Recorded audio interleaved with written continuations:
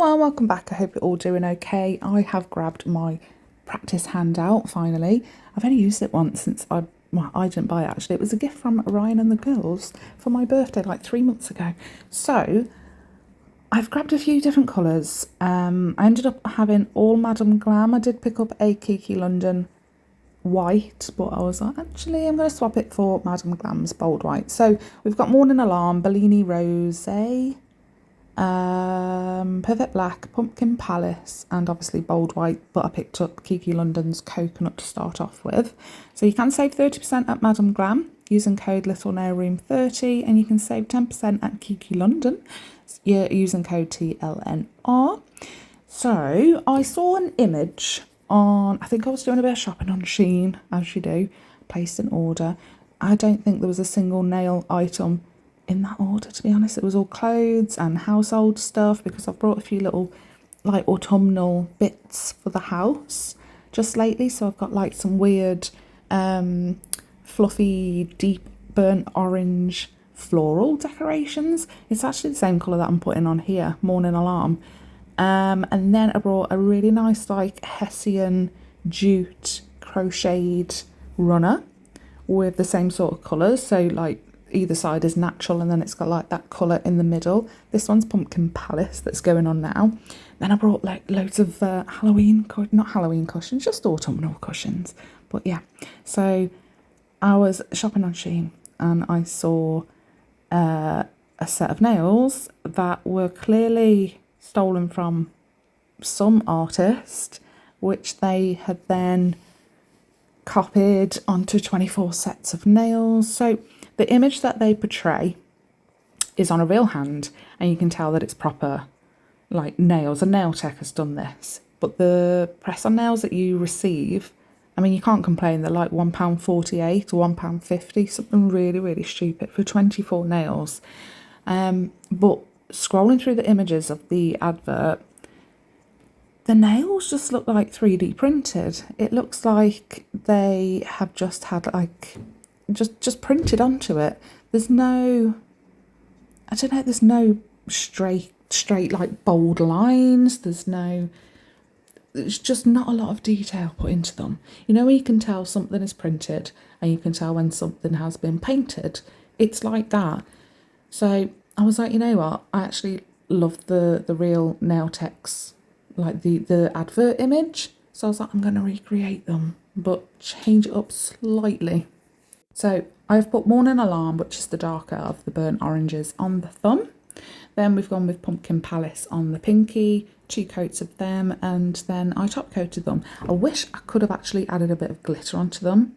I think that would have incorporated them a little bit better. Maybe a little like black chunky holographic glitter or something. On the index and the ring, we've gone with Bellini Rose, which is a lovely, lovely pale pink. And then bold white on the middle nail. So taking the colour that we put on the thumb, the darker of the two, we are going to make a checkerboard effect on that ring finger.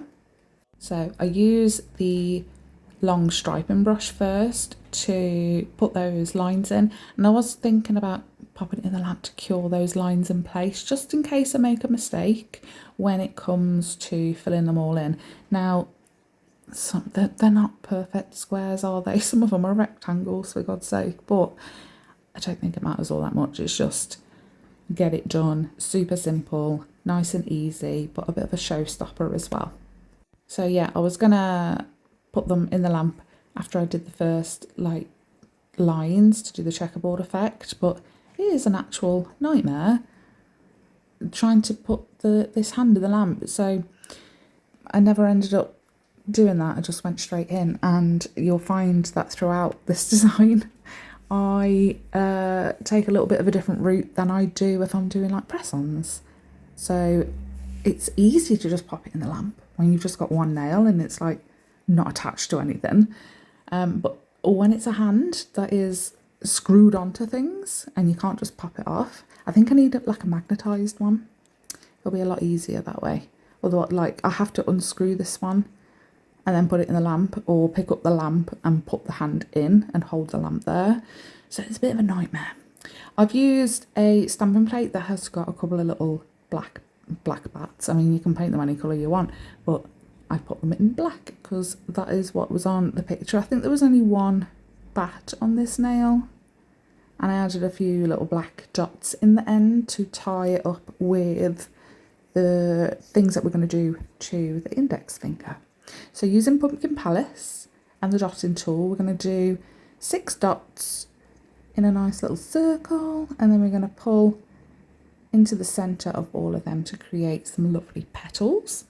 I think this design kind of works. I mean, it is Halloweeny, but I think it kind of works for just autumn in general as well.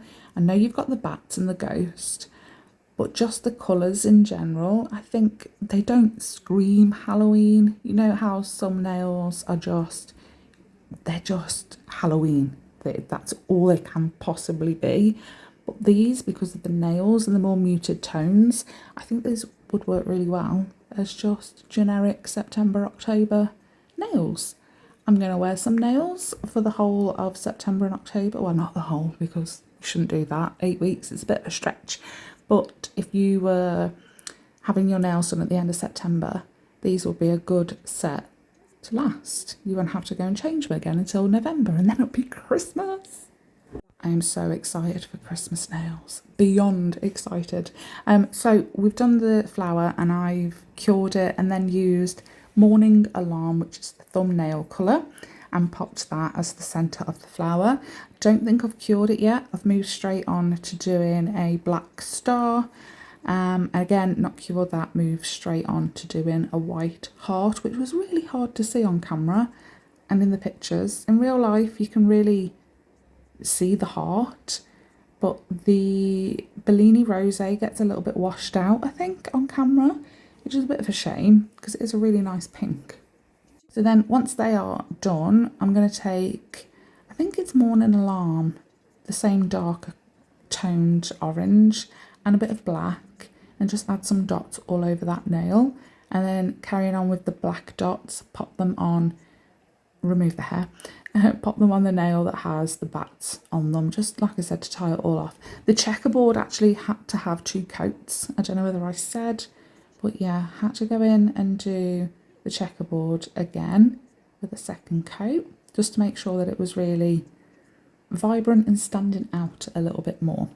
So then we're on to the last nail, which is, we're going to make it a little ghost. So it was, in the image that I saw on Shein, it was a pink nail and they just painted a ghost onto it. And I keep seeing everywhere these little ghost nails where they've used rhinestone glue gel to create like the 3D floaty bottom of the sheet kind of effect. And I love it, absolutely love it. So I've been dying to do it, and I'm so glad that I got to do it on this nail, this design, because it's brilliant.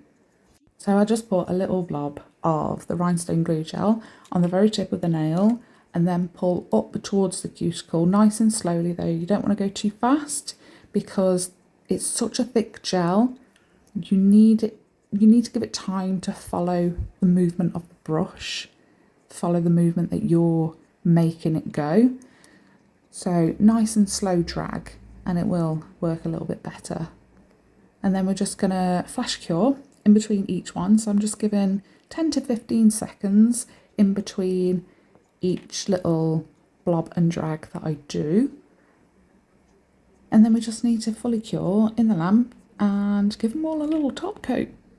I think I actually base coat the index and the ring before I top coat, and I kind of wish I used Madame Glam's Snow White top coat because it's thick and it's proper thick and glossy, and I think that would have made just like, you know, the catch light, I think it just would have smoothed everything out a little bit better, even though I did use a base coat, but it was a really thin base coat too. But yeah, it is what it is. Make sure that you don't put too much top coat around those little blobs and drags that you've done, because you don't want to mute out, you know, you don't want it to hide what you've just created, that 3D effect. But look at them, they're so cute.